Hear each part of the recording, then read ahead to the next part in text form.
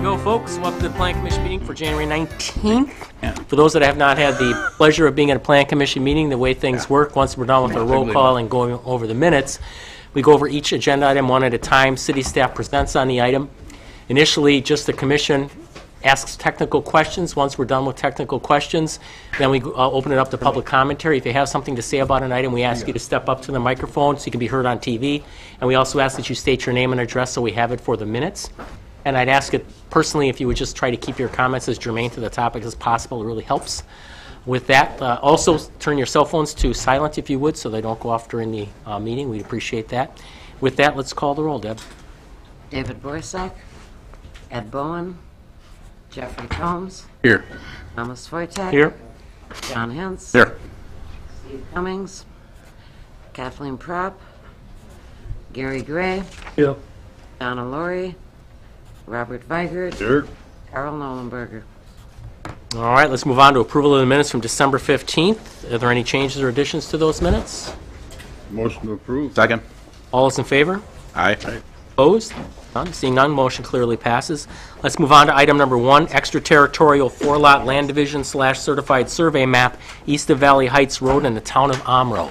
Thank you, Mr. Chairman. Welcome. The petitioner is requesting a 4-lot land division from 2 existing parcels containing a total of 16.94 acres. Lot 1 will be about 0.55 acres. Lot 2 will be about 15.13 acres. Lot 3 will be about 0.72 acres, and Lot 4 will be about 0.52 acres.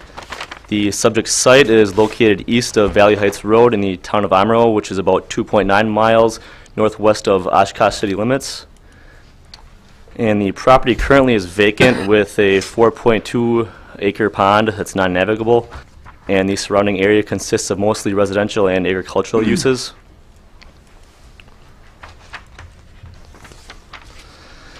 And the purpose of the request for the 4-lot land division is to create 3 new smaller parcels to be developed into single-family residences. And the proposed 4-lot land division will not alter the existing land use patterns in the area, and staff has no concerns with the proposed lot layout. And the Department of Public Works has reviewed the proposed 4-lot land division and did not have any concerns with it.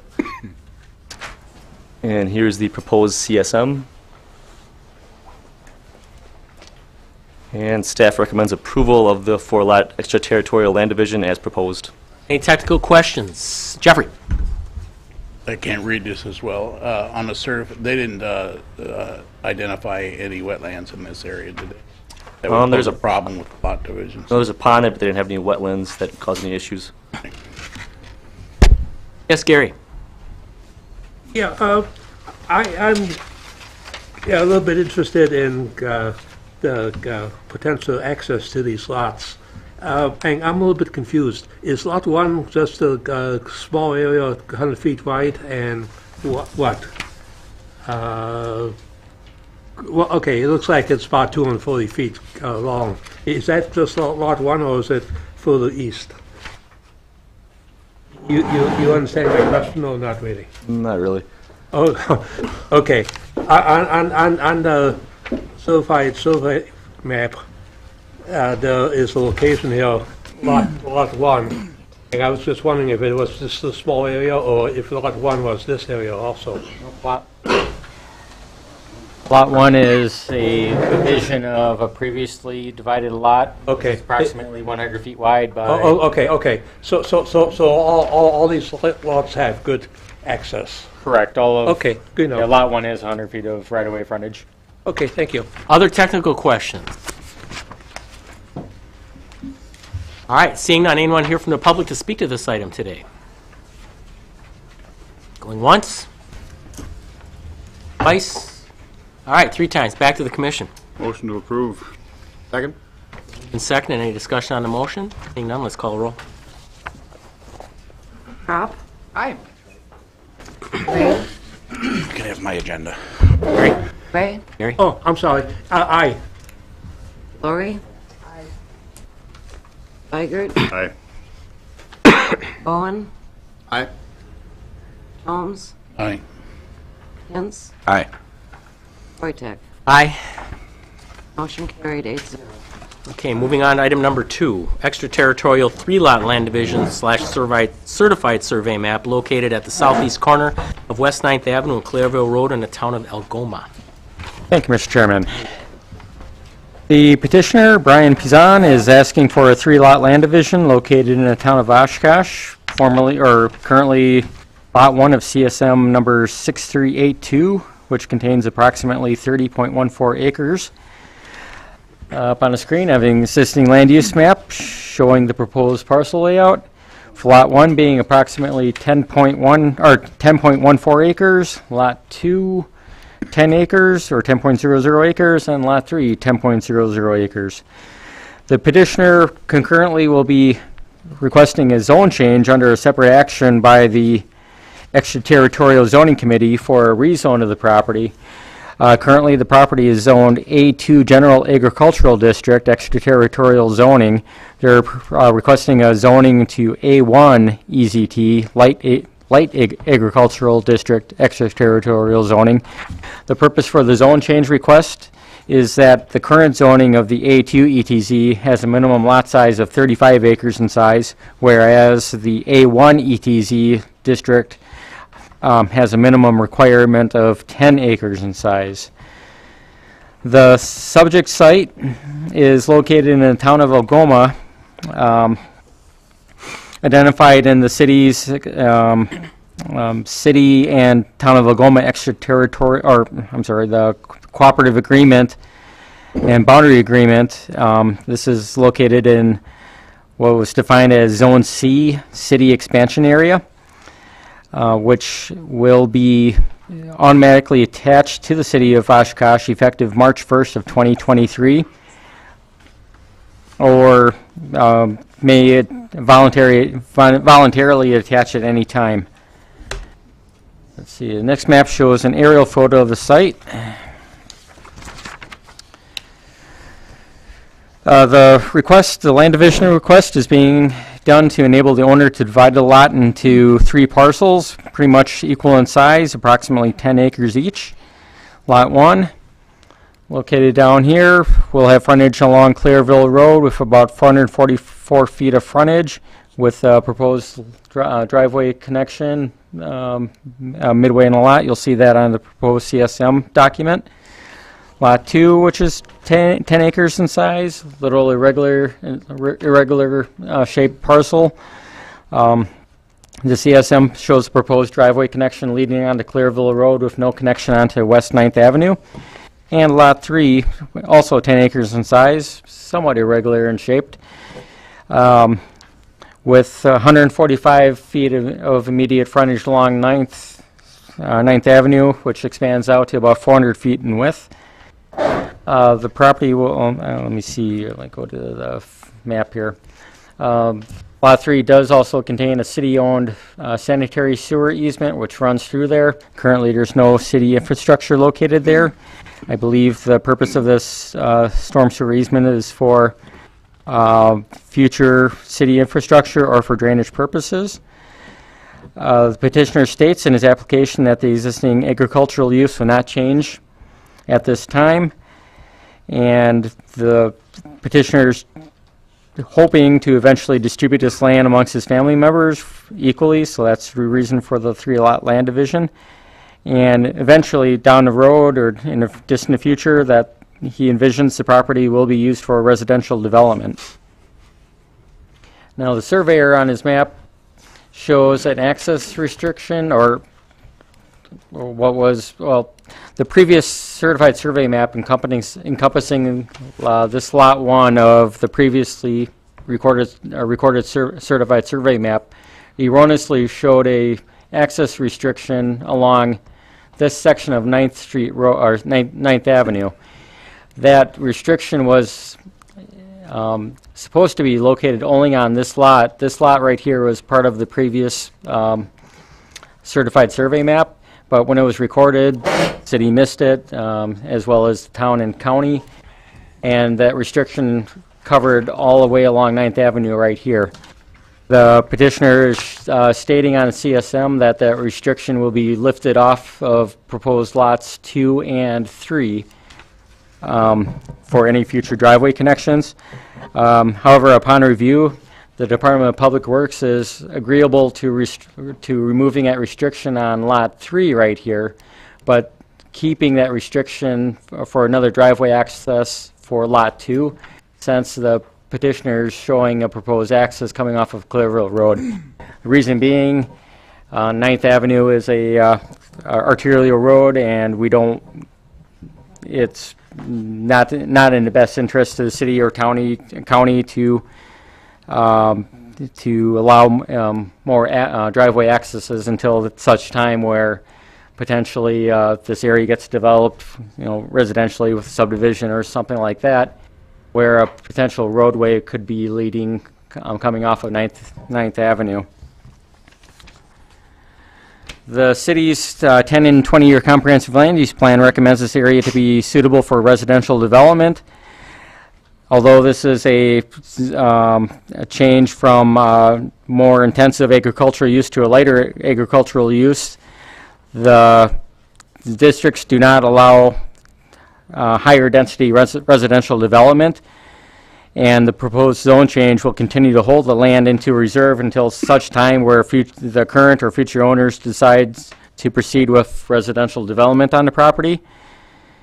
The petitioner, the city is forewarning the owner that with the proposed zone change, one home would be allowed on each of these 3 lots, and the city cautions the current and future owners that if they proceed with constructing or developing these lots with a single-family home, to do so in a way which will not hamper development to the back sides of these lots. The Department of Public Works reviewed this certified survey map and doesn't have any concerns with the lot layout, with exception of the continued restriction on proposed Lot 2. And staff is in the opinion that the proposed land division meets the agricultural land division requirements, that the land will continue to be used agriculturally until such time where the developer requests a zone change for a residential type land use, and the land division will not have a negative impact on the surrounding area. So with that, staff is recommending approval of the 3-lot land division with 2 conditions. The first one, that the zone change be approved by the Oshkosh Common Council from A2 ETZ to A1 ETZ to allow the land division for parcels 10 acres or less. And the second condition being that the access restriction on proposed Lot 2 shall remain until such time a development plan is submitted to the city where the restriction will be reevaluated. All right, thank you. Technical questions? Jeff? When did you say this? You said something about annexation. When was that? The property is in Zone C with the town of Algoma, city of Oshkosh, intergovernmental boundary agreement, and it's are scheduled to annex into the city or attach into the city on March 1st of 2023. All right. Then when we looked at the development of this particular property, it's been a few years ago. Yeah, it's been a few years. One of the things that we had a lot of concerns was allowing additional traffic out on 9th Street because of the speed, which I'm guilty of, goes down that particular road. So I'm wondering why, we restrict 2 because there, Lot 2 because there's another way to get on off Clareville. There isn't one on Lot 3. Why are we then not putting a requirement to have access from lots 2 and 1 into Lot 3? Well, by right, what I'm concerned about is that we're creating a monster here that we can't get out of. Okay, because we're going to grant this. He's getting access onto 9th Street, which we already had gone, talked about that's not a good idea. And if they develop that into 10 1-acre lots or something like that, then you got that traffic that comes out. okay. So that's what I'm concerned about. That Lot 1 and 2 that we given an option to grant, a right-of-way through to Lot 3 for access, which we've done before on other issues, so that we prevent and continue with that restriction until such time that we can see if that road's going to be developed further. So you're saying we should continue the restriction on Lot 3? Continue the restriction on Lot 3, but, have Lot 2 and Lot 1 grant, have a right-of-way access so they can access Lot 3. Okay. Well, proposed Lot 3 with the positioning here would meet the access control requirements for driveway separations along West 9th Avenue.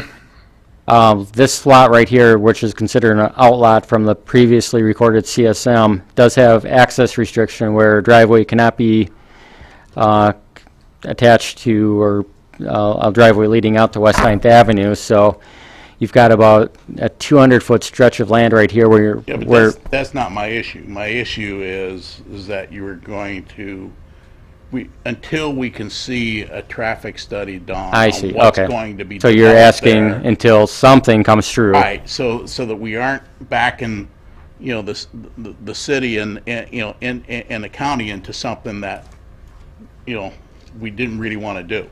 So until we know what that development is and what that density of traffic, until we know that 9th Street's going to be improved, as a street, if it's in our plans to improve that as a street. And I know how many people, I drive that road every day, and I know how much people walk down and ride bikes down that road, which is not a good thing to do, and how fast, people are when they come up, coming up close to that Clairville Road. I mean, they're hitting 45, 50 miles an hour. And there's a lot of people that actually walk. There's people that walk down there with baby strollers and all sorts of stuff. I don't know why they do it, but they do it. So I'm more in favor of keeping that restriction until we know what it is, and then we can lift it. It's just I was just wondering what you guys' thoughts were on that. I think we had talked about that particular issue, Steve. I remember we had talked a little bit about it, and we looked at the driveway spacing, and I think we had thought that that because it met the spacing requirements, that it Mr. could Now be. is correct that based on the existing driveways that are out there, Lot 3 could theoretically get a single driveway in that would meet the code requirements for driveway spacing, which I believe was roughly, was 150 or 200. 75? I can't I recall. thought it was the number. 175. Based on where the existing driveways were on the other lots, the access restriction, and the access restriction on 2, it could meet code.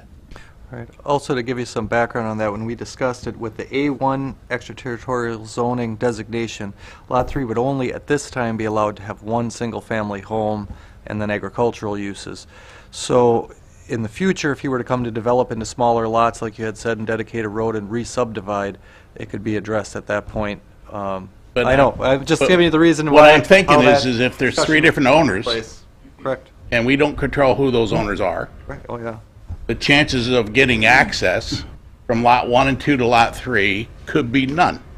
Correct. And then that owner is stuck with, or we're stuck with, having traffic go out on 9th Street that we may not have wanted because we didn't plan for that or plan for that look at that kind of study. We don't know what's going on there, so you can't really do a traffic study to tell. So we're not there yet, but are you suggesting, Jeff, that when you look at condition 2, we'd just be saying add lot 3 to that as well? The same kind of restriction? Plus have an the grant of access, right You'd have away. an easement. Okay, so when we get to Yeah. that point, we can figure out what to do. I just wanted to bring it up, Yeah, so we it's a good, thought about I think it's a it. good point. Sure. Steve? I just wanted to bring up one other item for a caution to the developer. When this area does attach to the city, if it is developed with a single home, they will be required to run laterals to connect to the city's sanitary sewer and water system when it's out there. That could be exceptionally difficult if those homes are built a long way off the street and don't subdivide to bring in sanitary sewer mains through a subdivision process. The laterals have a much steeper requirement than the main sewer does for slope, so they'll run out of grade and have issues. Steve, the future for 9th Avenue, I think that's an 80-foot right-of-way, right? Yeah, I believe that is correct. Or yes. we're trying for an 80-foot right-of-way. I so believe as we the do land- have 80 along here. That was So- acquired at the last CSM. The 80, they'll be eventually a 4-lane, That, based on the classification, the comp plan would say that would be a 4-lane road. 4-lane road. And, I mean, the time frame for improvement, until all that area is in the city, we won't even look at it. I think that's pretty much it. Unless there's a major cooperative agreement between the county and the city with some funding sources from elsewhere. Okay, other technical questions? Gary? Is the staff asking the plan commission to agree to the zoning change, or is that the extraterritorial committee's function? The Plan Commission is just looking at the land division, not the zone change. That is the Just the function of land EZC. division, okay. Okay, that's it. All right, any other technical questions on this item? All right, seeing none, anyone here from the public to speak on this item today? Come on up, sir, state your name and address, and tell us what you think. My name is Brian Pison, 2590 Village Lane. I'm the owner. And, I don't know if this is the appropriate time to address the concern Go right ahead, please. this gentleman Yep. had about the, is it called parcel number 3? I guess my contention or counter to his concern would be that the original restriction was put in place by mistake, and I feel that the city's almost taking advantage of a mistake that was made. As the original intent was for the outlet that was discussed earlier. Secondly, one of my main purposes for asking for this subdivision is so that if I tip over or die, that this land could go to my heirs. Whether or not those heirs get along at some point in the future is up for debate. And what you're asking me to do is say heir to lot number 2 and 1, you're going to have to allow easement to lot number 3, whether you like it or not, and that'll no longer be tillable land. What we're talking about right now is agricultural only. That's the only thing I'm asking for. And none of these lots, as they're proposed, has an access point off of the road. The tenant farmer right now, Mr. Pickard, who's present, lives across the road and has the good grace of one of the other owners of the farmettes or the small lots there. They each have 2 driveways, both on 9th Avenue and on Clairville. They both have horseshoe driveways, 2 accesses each for parcels that are about 2.5 acres. They can pull through and pull out without ever having to turn around. He's using one of those driveways through the good graces of that owner. I have no access to that parcel in what I hope will soon be 3 parcels. I'd like access to each of the 3 parcels, and I believe that it's allowed, and I'd like to see that go through. That's all I have to say. Thank you. Anything else? That's it. All right. Thank you. Anyone else here to speak to this item today? All right, seeing none, let's go back to the commission. Let's chat. Ed? I've got a really, I understand what we're talking about here, but I have a really hard time saying that a surveyor screwing up, that's what we're looking at here, is essentially the surveying equivalent of a scrivener's error. I have a really hard time saying that a surveyor screw up is going to restrict access to something that was never intended to have access restricted to it. So I get what you're saying, Jeff. I definitely, everything that you're saying is probably right.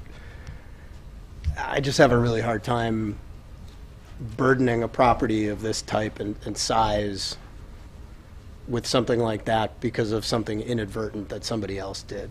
So I don't know that I could support. I can support essentially what's being proposed by staff because it does maintain some form of access. You're not coming off for Lot 2, you're probably coming off of Clairville, and Lot 1 similarly, and, but Lot 3 would maintain access off onto 9th. I think we've got enough limited, we've got limited enough exposure here by some of the things that Steve and David have mentioned, the limitation to a single-family home being on the site. I don't think we're going to find ourselves in a situation where all of a sudden we've got a 15-home, subdivision type development that we're dealing with and uncontrolled traffic and all that sort of stuff. I got a really hard time burdening the property owner with somebody else's mistake. So I think I can support what staff is proposing Here, I don't know that I would support a full access restriction onto Lot 3 as well. All right, thank you. Let's go to Kathy. I agree with Ed. All right, let's go to Gary and then to Jeff. Okay.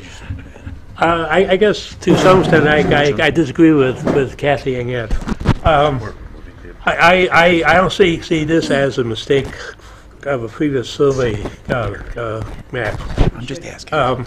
What hopefully the Planning Commission would do is take a look over in the future for many, many years, and not just what's happening now or what's happening within the next 6 months. And this presumably will be part of the city in 8 years, and 8 years in planning is not that long of time. And I don't see why we would not want to have some kind of possibility of, let's say, control, and then at the time where this Lot 3 is developed, if we see that the control is not needed, then the commission can, obviously throw it out. But, I'm not sure if it's the right thing to throw it out now. Thank you. Jeff, then Joe. John. Let me clarify something real quick.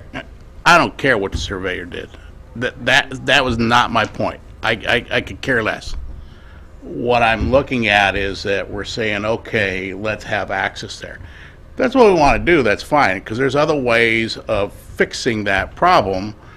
If it becomes part of the city and we go to 4 lanes, we slow the traffic down. We put 30-mile-an-hour speed limit. Okay, that'll work. And therefore, because we have plenty of places where we have cuts in roads and allow access. All I'm saying, guys, is take a look at this and say, if we're doing this now, you're not going to reverse it. You just aren't. You're going to have a lot of difficulty to reverse it if for some reason you decide, oh no, there's going to be too much traffic on 9th Street and we don't want to do this. This would be more of a time to do it.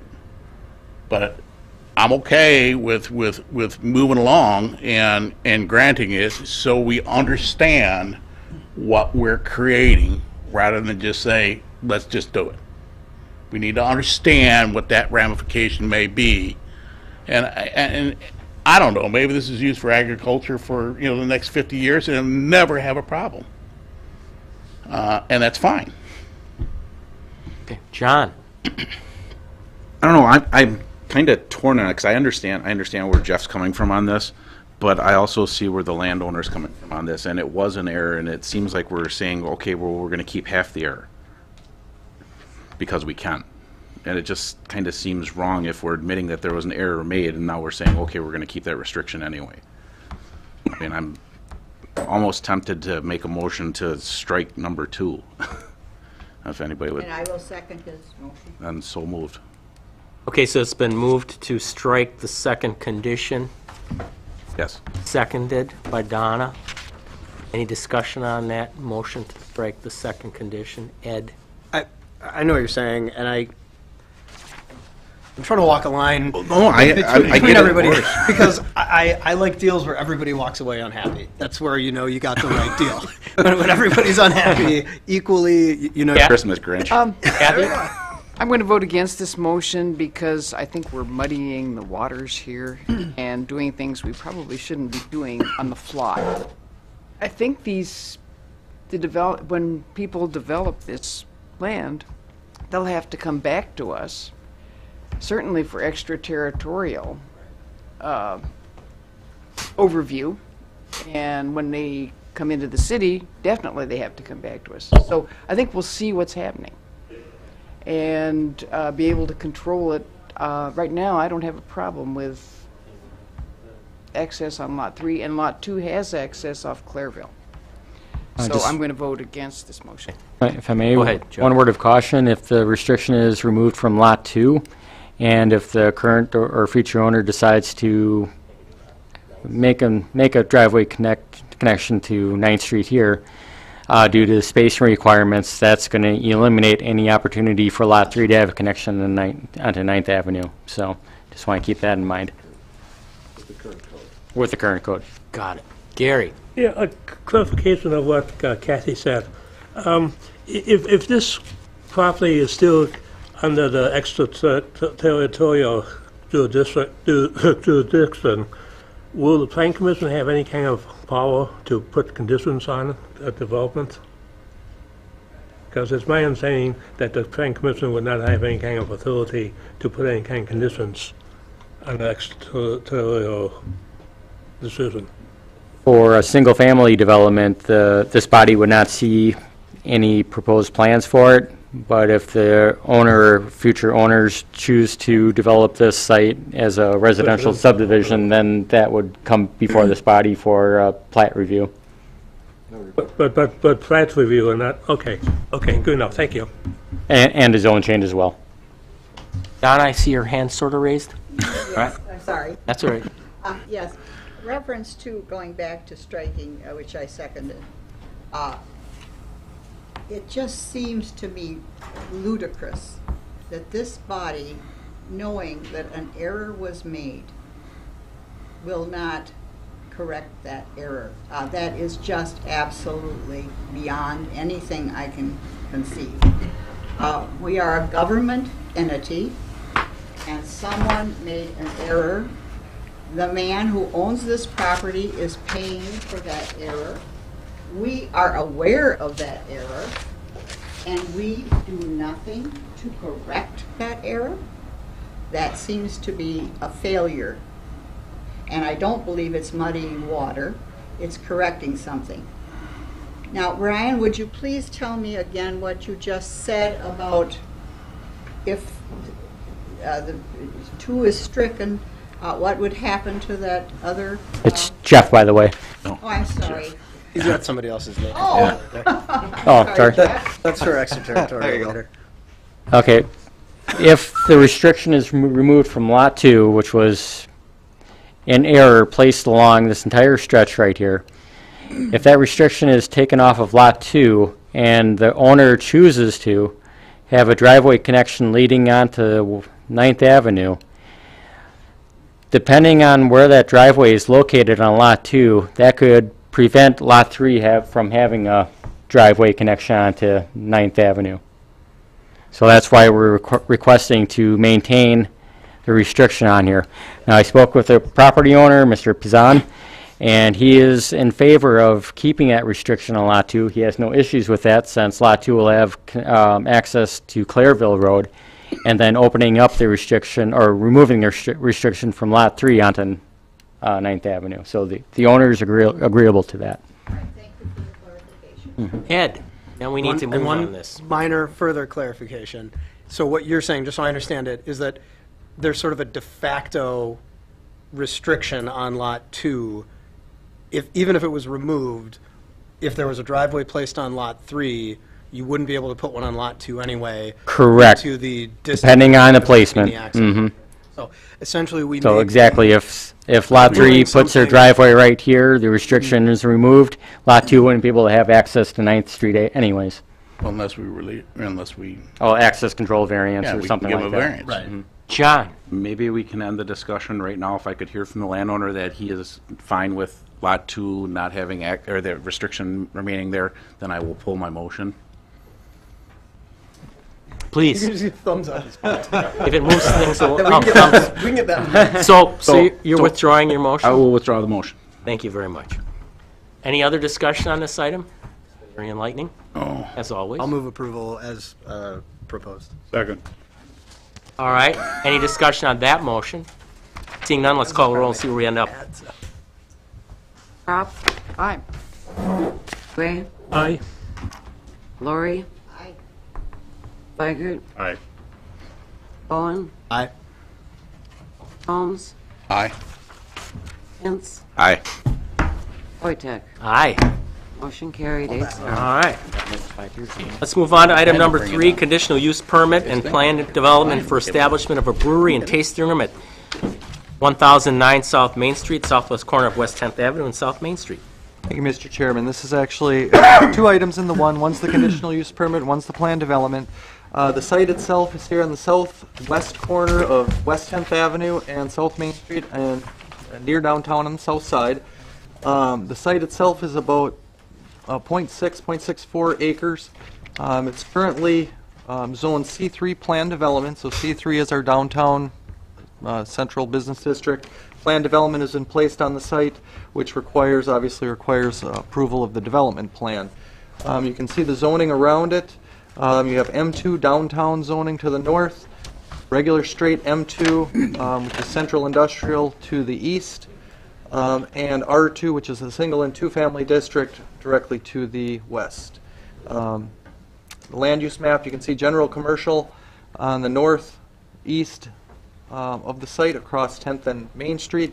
Now these uses are primarily office, service business, and there's some mixed use there directly to the south, restaurant, some apartments. There's typical South Main Street mix of uses. Directly to the west, you have primarily single families, but there's also some two family as well. This is an aerial photograph. I think this is from 2011. Now the building and the site had previously been used for a light industrial use. It was the canteen vending service, so it was a food vending supplier. It was used for offices and warehousing. The site, as you can see on this plan, as developed, was 100% impervious. There were some gravel portions, compacted gravel here, some pavement that had been pulled up over time. You had a service and drive aisle that went around the south, the west, and the north part of the building. 4 curb cuts, 3 curb cuts on South Main, 1 on West 10th. That was after the road was reconstructed. On site itself is a 8,500 square foot, 1-story brick and block building that was built in the early 1930s as a light industrial and warehousing building. The area up on the northeast side of the lot is currently an unstriped, graveled parking area that could legally contain about 10 to 15 cars. That's kind of what we have going on. What's being proposed, and I'm going to go to this. This is the building itself. But what's being proposed by the developers, and this is going to sound very familiar to you, I don't know, it was just a few years ago on the corner of 6th and Ohio, 5th Street Brewing came forward to put in a tasting room and a brewery. That site and that development had not gone forward. After they received their conditional use permit, they had moved to this location now. So they're proposing to rehab the building, and this is the existing 8,500 square foot building. You can see the southern 2/3 of it is going to be mainly warehousing and brewery operations. Now that's a light industrial use, which requires a conditional use permit in the C3 district. The northern portion of the building, about the northern 1/3, is going to be, this is the tasting room and restrooms. You can see the bar, the tables, and then also there would be some access to the western side of the building outside, which would be a beer garden, an outdoor beer garden. Now the tasting room and the outdoor beer garden are permitted uses in the C3 district, but of course they fall under the development plan approval. They do plan, let me go back, do plan to refurbish this building and also refurbish the northern parking area. So what they would do is pull up that gravel and concrete that's out there, or asphalt that's out there now, and redesign the lot itself. The use of brewery operations, that's going to include your production, packaging, storage, warehousing. It is the primary use of the property, so that is something to keep in mind. The tasting room and the beer garden are secondary or accessory uses, and as I had mentioned, they would only be about a third of the structure. They plan to have the tasting room and beer garden open on Wednesday through Fridays from 3 to midnight, and Saturdays from 12 to midnight, so it wouldn't be a full 7-day-a-week operation. When they start operation, they plan to have 2 full-time employees and about 2 to 6 part-time employees. That's going to be for the brewing and also the tasting room operations. Brewing would take place about 3 times a month. Venting for the brewery, if you remember from our last discussion, does produce a oatmeal-type odor that would be vented through the roof as not to kind of travel at ground level, so it would come up through the roof. The petitioner anticipates accommodating about 20 to 50 people per day during normal business hours to the site itself. Staff does feel this use is consistent with our downtown mixed-use recommendation in our comp plan. Specifically, in this case, because it's a relationship to the other existing commercial on South Main. And I'll kind of go back. You see a lot of these heavy service users office users to the north with large outbuildings. This is sort of a transitioning commercial area that still has a lot of light industrial type uses located in it. So that relationship is very important. The proposed reuse of the site primarily as a brewery should not have a negative impact. Staff doesn't feel it would have a negative impact on the surrounding properties. Hopefully, as well, this type of use will provide a little bit extra momentum for this area of South Main Street to see some future redevelopment and kind of be an impetus for continued growth. So, I'll go back to the site plan. So again, I had mentioned the reuse of the building and the reconstruction of the parking lot and the beer garden. So this is obviously they're going to be their primary parking lot. The building itself, the beer garden would be located here on the west side of the building. You can see a large 7-foot wide paved sidewalk that leads out to the North Main Street sidewalk across the front of the building, getting up to the, actually past the building, which I'll get to in a second. The beer garden itself, it's a little bit difficult to see here, but it's screened on all 3 sides, and then the building by a 6-foot high, proposed 6-foot high solid wood fence. That is one to secure the beer garden itself, but also to keep these sort of outdoor operations from impacting the neighbors to the west, which are also Zone C3. The one to the south is a single-family home. The one to the north right now is currently vacant. The other thing I'd like to point out is the driveways. Main driveway is going to be here on West 10th, and there would be an egress driveway only here on South Main. Currently, there's 2 more driveways that are located on the north side of this lot onto South Main Street. It's kind of important to mention this because you'll see the sidewalk stops and there's a large gate located here. Deliveries, because of the narrowness of the roads and size of the vehicles that be coming into the site to do deliveries and pickups, they're kind of repurposing this former canteen loading area. So trucks would enter in off of 10th Street. They would open up this gate. They would circle the building. The dumpster enclosure is here, so that if it was a refuse collection, they would pick up their dumpsters or drop off their product. It would come around here. Loading bay is on the south side of the building and exit onto South Main Street. We worked pretty extensively with the site planner and the property owners to try to make this site work with deliveries. It's a very small site. It's an old, fully improved lot. And we got very creative in how to make this work, and it does work. Traffic movements work for deliveries of that nature. Customer and employee would enter into this northern driveway, and they could just use this 21-stall parking lot on the north side. There are also a couple parking stalls on the south side that could be used for employees. Obviously, deliveries and refuse pickup would be at times when the beer garden is not open, so it wouldn't conflict. As I had mentioned, the site currently is 100% impervious. What the petitioners are proposing to do is pull a 3.5 foot setback off of South Main Street, which is what would be required by code, landscape that. On West 10th Avenue, they'd be pulling this parking lot back as much as they possibly can and get a parking lot to still function. It's almost 15 feet, 14.72 feet. Which is relatively consistent with the lots up and down West 10th. Most of those homes are set back anywhere from 10 feet to 20 feet. So the 15-foot setback is pretty common along West 10th, as it is in a lot of our older neighborhoods. But they would be increasing that green space in this location as well. And then along the west property line, they would be pulling back 5 feet that would be left for lawn area, and also allow them a place to collect some stormwater, and also to put up that 6-foot fence along the west property line, again screening the entire site, and particularly the beer garden and the loading area, which is on sort of the southwestern side of the building. They are going to be required to have some base standard modifications. The setback, because of the mixed zoning along this block, is 25 feet on West 10th, so they need a base standard modification to go down to a little bit under 15.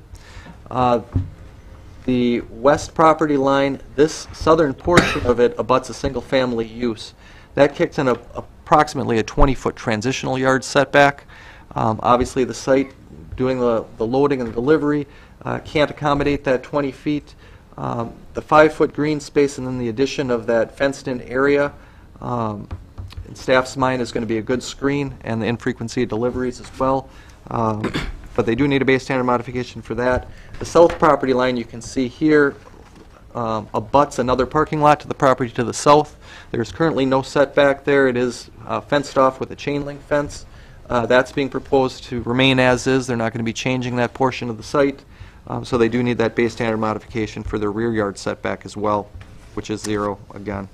I had mentioned the access. Because there is still 2 driveways leading to this, even though the southern one on South Main is an exit only, it does require an access control variance. A site this size with this limited frontage would only be allowed 1 driveway. As I had kind of mentioned before, or extensively mentioned before, because of the loading and refuse collection, the site will not function with just for this use with 1 single driveway. So we are in support of the access control variance for a second driveway as well. I would like to mention as well, because of those same truck movements, West 10th Avenue right now has parking partially on the south side and the whole length of the north side. That parking is actually going to have to be removed to allow the trucks to make turning movements into this lot itself. Petitioners are going to the Traffic Review Advisory Board in February. I think it's a February 3rd meeting. And we were going to be putting a condition on here that they approve the removal of that parking. It's about 120 feet from the intersection that the parking would have to be south. Parking stalls on the south for 23 total stalls. The C3 district does not require a minimum number of parking stalls. But I wanted to point out, and I did point it out in the staff report, that even if it were to be developed in a regular district that required parking, they would meet the required number of stalls, which would be 22. So even though they're not necessary, they're being provided. Landscaping as well is not required in the C3 district. You can see where the landscaping is being proposed, pretty extensive on their parking lot blocking area along West 10th and South Main. And then the other thing I'd like to mention, you'll see it better when we look at the elevations of the building. They're going to be doing a large trellis system along part of one of the blank walls of the building itself. And I thought it was very interesting. They're going to grow ornamental hops to kind of tie into that brewery concept that would rise up onto the trellis and kind of cover that building. So they are adding quite a bit of landscaping. I mentioned the fence as well, even though that's not landscaping, it serves that same purpose. Stormwater management for the site, because it's right now 100% impervious, they are required to collect and convey their stormwater. And that's for their redeveloped areas and for the rest of the site as well. They have supplied plans that depict appropriate grading and drainage, as well as some catch basins and storm sewers within their pavement and in some of their green spaces, and those all lead to the storm sewer system on 10th and Main Street. Public Works will be reviewing this during regular site plan review to make sure that's all functioning properly. But I did want to point out that the site now, which basically sheets drains all over the place, will be much improved from existing, and it'd be reduced. The impervious surface would be reduced as well. I just sort of have pictures of the existing building now, and I'll go over these super quick. The building itself, again, is single story. It's got a brick facade on the South Main Street. It's got a white painted block facade on all 3 other sides, the north, south, and on the west. They are proposing minimum modifications to the building itself. It does have that flat roof. So again, this is the Main Street facade. It's got the red brick. What they're proposing to do is remove the 2 awnings off the front of the building over the entrance door and some of the windows. They put some signage on here. This is an old garage door that was bricked in at one time. Petitioners are going to remove that brick and put glass in its place. The brewery operation will be behind that glass, so you'll be able to see the large, I don't know what they're called, but the large vats. Right. Usually those are shiny brass, or I've seen them at other places. I don't know what they look like, but so that would be open for people going down Main Street to be able to see the operation of the brewery. Itself, the north facade of the building, as you can see here, has 1 window, and it's kind of hard to see, but it's basically white painted block. Petitioners are considering putting a mural that has something to do with brewing, history of brewing in the city of Oshkosh, which would fit in well with their scheme for the property. That is not being proposed as part of planned development. It would have to meet the mural regulations that we have in our sign code. South side of the building would pretty much remain the same. It has a loading dock, shipping and delivery area, They were considering putting a sign on that facade, but otherwise it would stay pretty much the same.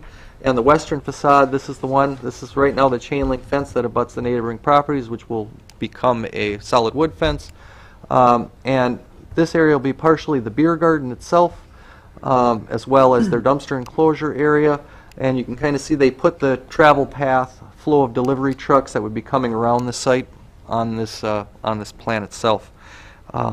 So the beer garden would be partially under this existing canopy and partially outside. They did mention in their application they would have, outdoor gaming like beanbag toss and that kind of thing, tables and chairs for people to sit. Let me go to the next one. These are just a couple more. This is the south side of the building showing that travel path and the few employee parallel parking spaces. This is the West 10th Avenue view. So right now, this is where the entrance you'd be coming in and then skirting around that building as well. Obviously, it's existing conditions, so the fencing and stuff are there. Signage itself, there have been really no details except what's been shown on their plans, but I would point out that the C3 district is going to limit them to 10% of any wall area for signage. Regular commercial district would be 30%, but since it's C3, it's 10%. And they would be allowed up to 800 square feet of ground signage, allowed at a height of 30 feet. They're not proposing any of those at time, but that's what code would allow. So if they came back with that, as long as it met code, they could do that unless you put conditions on to limit that. So with all that being said, we are recommending a finding that the use is consistent with our conditional use permit standards, as well as a finding that the plan development meets the standards of the zoning code.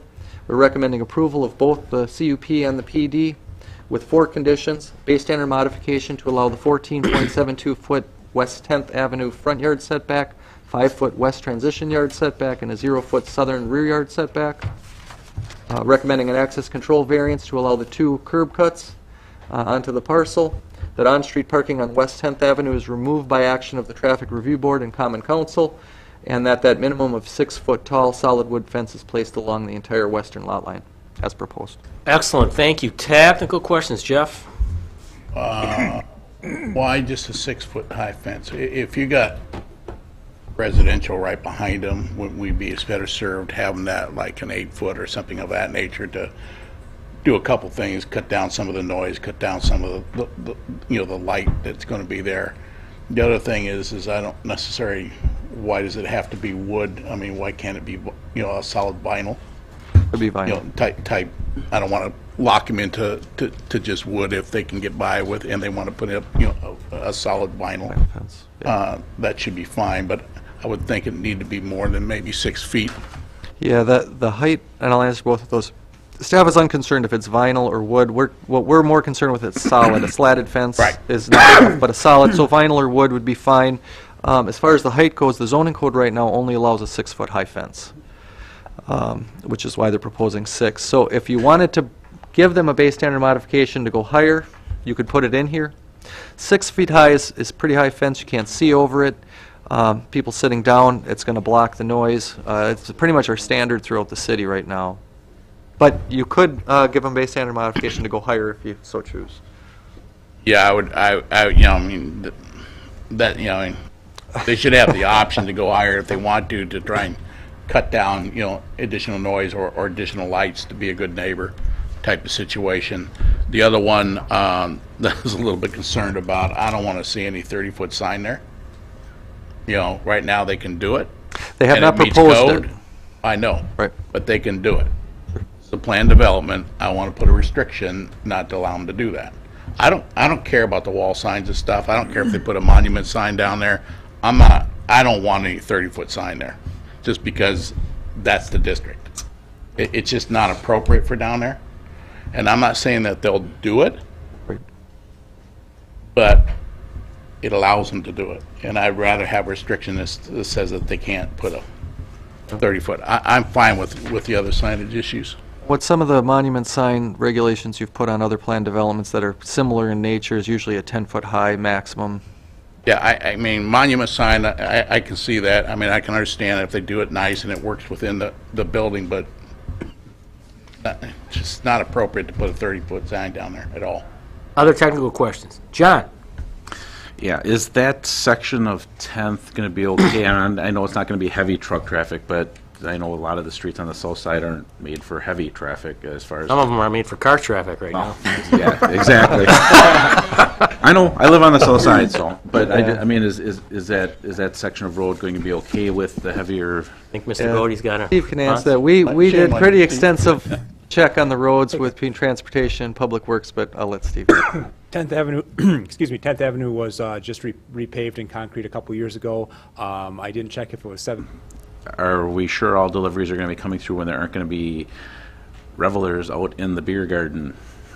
Because that's quite a proximity there. That's going to be a management issue of the owners, but yeah. Gary. Yeah, a couple of questions, I guess. As far as I can see, there's no mention of the direction of the lighting.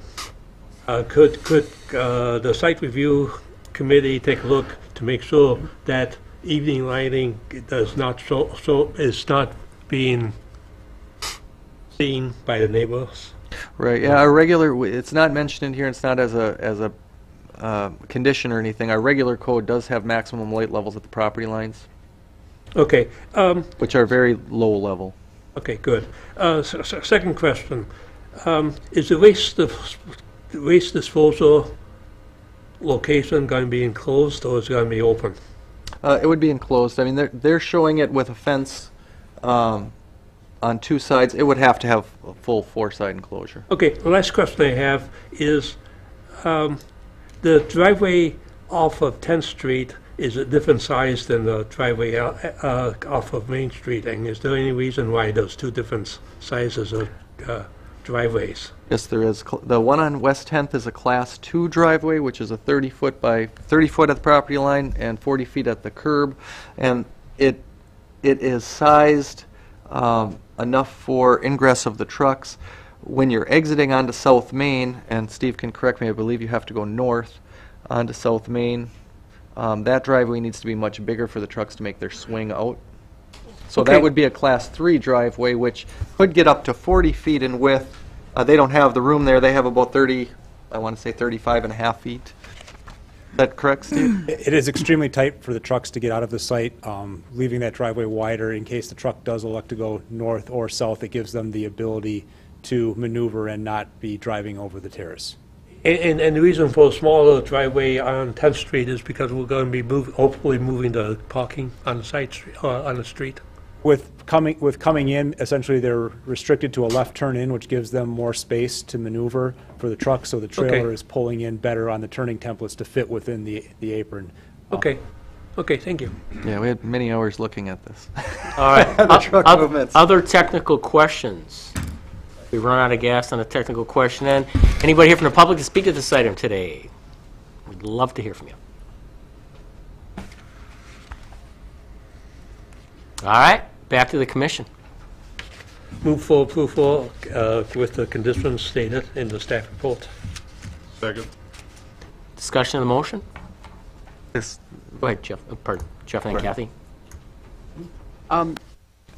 It looks like this is going to be a big improvement. I would agree, totally. Big improvement. My only concern is noise from the outdoor beer garden, nearby residences. And they want to have music later, and they say that the live music, if they have it, will be at daylight hours, which is good. I mean, 9 p.m. in the summer is fine. But that's my only concern. And I don't see anything to do except note that concern. Right. And if it becomes a problem, they'll have to deal with it. Right. You could put a condition to limit any amplified music after a certain time. You could say 9 or 10 o'clock. And at that point, if there was amplified music after that, we would go out there and make them turn it down. That you could put that as a condition of approval. Does Oshkosh have a noise ordinance? Yeah. And I can't imagine they would be louder than Waterfest. Oh, I imagine not. Seriously. I live on Brockway, and I can hear everything clear from Waterfest on Brockway. I don't think I'm going to hear this bar.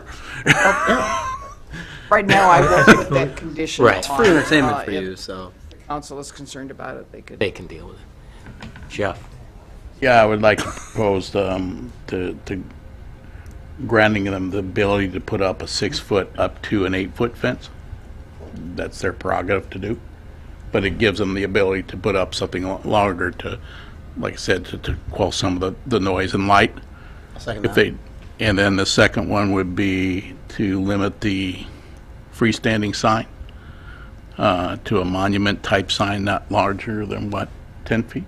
Is that what we've done before? It depends. When you've done 15 on like with Yeah, but it was a and that bigger, kind that of was a stuff. bigger building and stuff. Downtown, they're typically around 10. I'd say, but, yeah, a monument type sign not higher than 10 feet. Now, the wall signs I'm fine with. So is this one or two proposals? Two. Sir? So It's modifying Right. 4 to a minimum of 6 to a maximum of 8. And that's their prerogative to do. And then the fifth one would be to limit the freestanding sign to a monument type sign no higher than 10 feet. All right. Excuse me, point of order. Can I modify my motion to include what the two conditions, Jeff? I believe you can. I would like to modify my motion then, if the second would. So just to restate then, oh, Bob, do you have something? Yeah, just on the wood fence, is that going to be changed to a solid material rather than just wood? Good point. Sure. Well, here, let me reread what number 4 could sound like, and then what number 5 could sound like. So number 4 could be a minimum of 6-foot up to 8-foot tall solid wood or vinyl fence is placed along the western lot line. Get rid of that as proposed. And then number 5 could be limit ground signs to monument style signs only, no greater than 10 feet in height. Does that sound good to you, motion maker? Yes. How about your second? I think it's Bob. Donna, right? I will second it. Okay. All right, any other discussion? I think we've refined this. All right, let's call the roll. Prop, Aye. Ray, Aye. Lori, Aye. Weigert, Aye. Bowen, Aye. Holmes, Aye. Hens, Aye. Artek. Aye. Motion carried 8-0. All right, motion to adjourn. It looks like we have a So move. Second. all those in favor? Aye. Opposed? All right, we have a workshop, though. We